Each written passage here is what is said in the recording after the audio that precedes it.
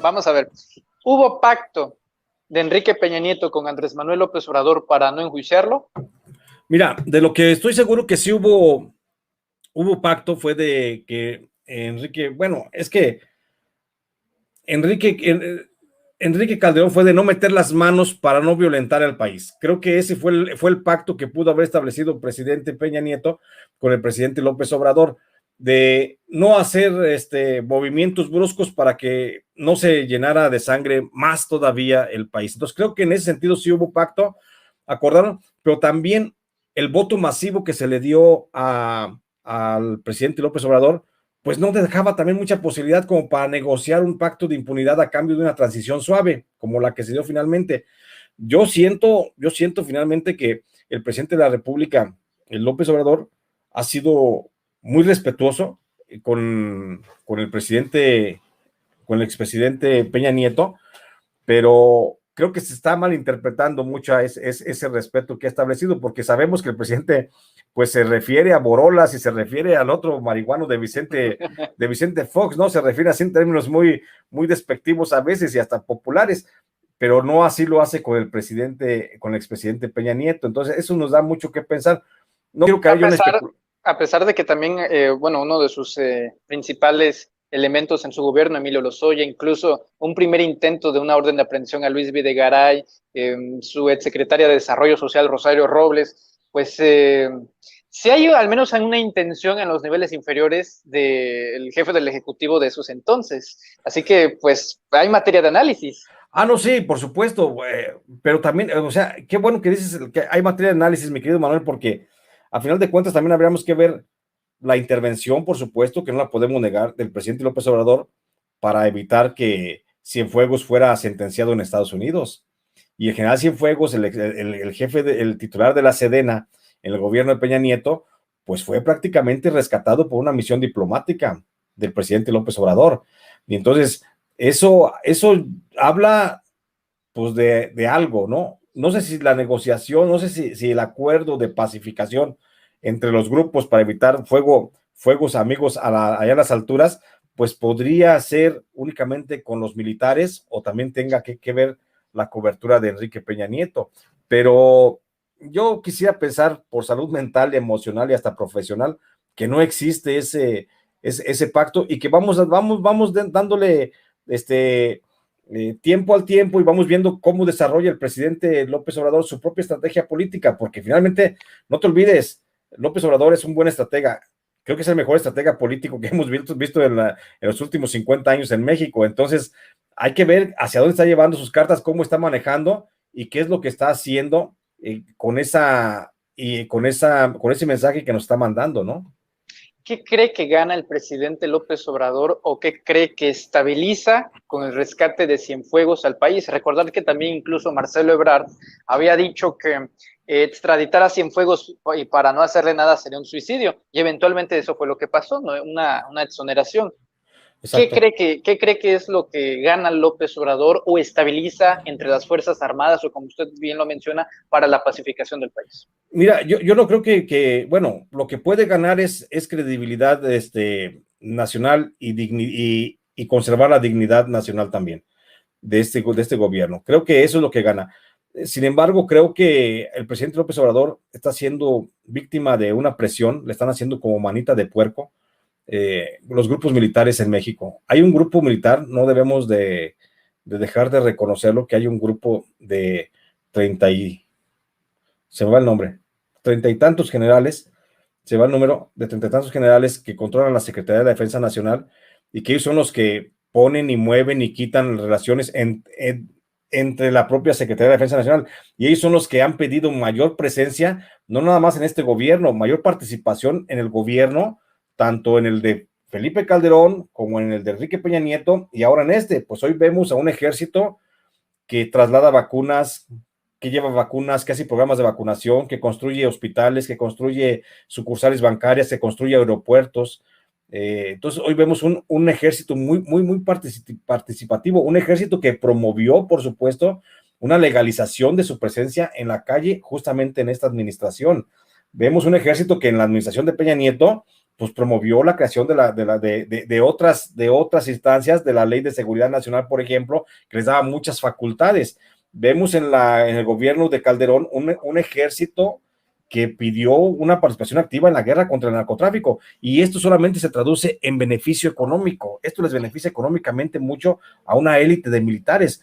Entonces, creo yo, a mi punto de vista, te digo, con los elementos que yo tengo, con gente que he platicado, que está dentro del ejército, por supuesto, y con algunos analistas políticos, también hemos llegado a la conclusión de que aquí hay una presión, hay una manita de puerco que le están haciendo al presidente para que ceda a los intereses del ejército. Entonces, el presidente, por lograr la pacificación, por lograr la tranquilidad del país, pues creo que sí pudiera estar cediendo.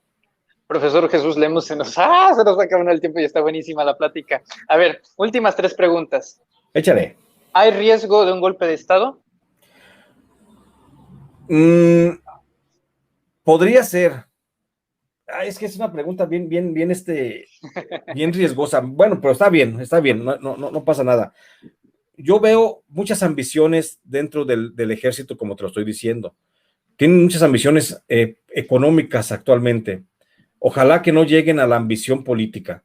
México, creo que el pueblo mexicano no estaría de acuerdo, por supuesto, en un golpe de Estado justamente en este momento, ahora contra nuestro presidente López Obrador, porque salimos a la calle, ¿no? Porque dijo López Obrador, desatan al tigre. Entonces, no creo que nadie se atreva a hacer algo contra el presidente López Obrador. Sin embargo, hay intereses oscuros desde Estados Unidos, no hay que olvidarlo. Estados Unidos, cuando no le conviene un gobierno, cuando lo siente muy de izquierda, cuando lo siente muy ladeado hacia el marxismo, que no es el caso, por supuesto, del actual presidente, sino es un presidente socialdemócrata, no es un presidente socialista, no es un presidente mucho menos comunista, no es ni marxista, leninista, ni maoísta, ni de ninguna corriente de izquierda de esas radicales, pero vemos que así como pasó en Bolivia, así como en alguna ocasión pasó en Argentina, así como en alguna ocasión pasó en Chile, y así como vimos con algunas dictaduras, por ejemplo, en Guatemala también, pues ellos están tentados, los norteamericanos están tentados a que si la riqueza de los recursos naturales no se les entrega a ciertas empresas de ellos, podrían comenzar a jugar a desestabilizar. Y ya hemos visto, y lo ha denunciado el propio presidente de la República, cómo juegan a desestabilizar los gringos a través de la USAID, que no es más que un brazo económico de la CIA, para financiar a organizaciones civiles que le pegan y que golpetean. Y ahí están justamente muchos empresarios, ahí está Artículo 19, ahí está Reporteros Sin Frontera, ahí está Mexicanos contra la Corrupción y la Impunidad. O sea, estos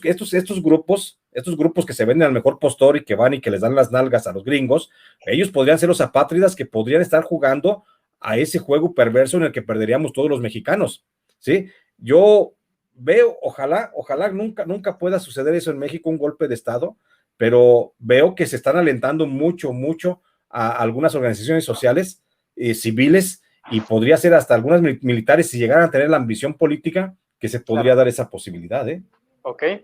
Ahora, error del presidente López Obrador en la reforma de la Guardia Nacional querer cambiar de un mando civil a un mando militar, ¿factible o es un error a futuro?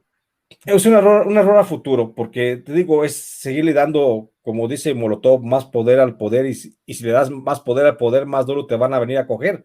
Entonces, ese es el problema. Si le das más poder al poder, aguas, porque sí podría ser un error del presidente López Obrador darle un mando militar a la Guardia Nacional, y entonces volvemos otra vez a engordar a ese Estado que es dentro del Estado, la propia Secretaría de Defensa Nacional, los militares. Entonces, creo que a los militares son una institución muy valiosa para México, el Ejército, la Marina, por supuesto, la Guardia Nacional, son una institución muy valiosa para México, pero hay que mantenerlos justamente en su labor de protección de la soberanía nacional, nada más. Esa es su labor y la han hecho históricamente increíblemente bien. Creo que eso el pueblo se los agradece, se les reconoce que han sido eficientes en eso, más allá de que han estado algunos grupos coludidos con el narcotráfico, etcétera, pero pues eso, si quieres, es pecata minuta, mi querido Manuel, pero el ejército debe de estar justamente allí para garantizar la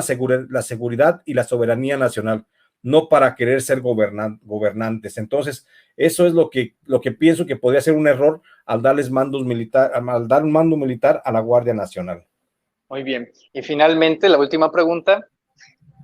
¿Qué presidente considera usted, expresidente, que está más cerca de pisar la cárcel. Y antes de que nos responda, agradecer el superchat de Santi Rubens, que dice, y sí, a seguir orando por México y AMLO, ánimo raza, y a Infame, gracias, que nos envía $5 de superchats, muchísimas gracias, también a todos nuestros moderadores, a Leta, a Cris Meneses, a La Mexicanita, a Juan Chinguetas, a Lía, a todos, muchísimas gracias por acompañarnos. Ahora sí, estimado Jesús, ¿qué presidente cree que esté más cerca de pisar la cárcel y por qué?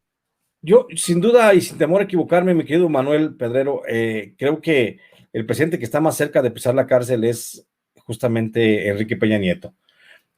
Si hay o no hay consulta, si la gente vota o no vota por el enjuiciamiento a los expresidentes, él tiene una carta de mucho riesgo que se llama el general Salvador Cienfuegos Cepeda, que sigue siendo investigado en Estados Unidos. Y en Estados Unidos sigue abierta la investigación de su proceso penal que se le dejó así como en receso. Entonces sigue habiendo la investigación, se están abriendo más cosas dentro de lo que podría ser responsable el general Cienfuegos, y no solamente eso, sino que podría, él sí podría llevarse de coletazo al propio presidente, al expresidente Peña Nieto, y entonces Peña Nieto podría ser enjuiciado, no en México, sino en Estados Unidos, y con eso salvamos cualquier posibilidad de que si hay o no hay pacto de lo que quieras aquí en México, y con eso salvamos la posibilidad de que si la gente quiere o no quiere que lo enjuicien, pero sí estaríamos viendo a un presidente que podría ser llamado a declarar ante la Fiscalía del gobierno de Estados Unidos, precisamente por la protección que se le dio al narcotráfico en su gobierno, de lo que todo mundo sabe cómo fue esa relación. Entonces creo que esa posibilidad está dada. En los próximos meses, semanas, a lo mejor no sé cuándo, podría emitir Estados Unidos una orden de captura contra el general Cienfuegos con fines de extradición. Y se ha llevado ante un juzgado allá, que lo podría estar reclamando para que responda por ese delito que quedó impune al ser acusado de narcotraficante, y que eso sabemos hoy tiene al gobierno de Estados Unidos pues con una gran estaca en el pecho, que no se la puede sacar, ¿no? Esa traición, pues por supuesto que es una traición, lo que dijo Marcelo Ebrard, que sería un suicidio. Pues claro que es un suicidio traer al general Cienfuegos, repatriar al general Cienfuegos y no procesarlo acá, porque finalmente no se le procesó, se le dejó ir, y hoy es un hombre libre en México. Yo espero que no vaya pronto a Disneylandia o a hacerse algún chequeo médico en Estados Unidos, porque quién sabe ya no regrese. Pero yo por eso, a través de ello, veo la posibilidad de que podría ser Peña Nieto el primero en ser presentado ante un juez, ante un ministerio público, por lo menos, aunque ya tenemos el antecedente de Luis Echeverría, que ha sido el primer presidente que sientan ante un ministerio público, y podría ser Peña Nieto el primero que podría ser procesado.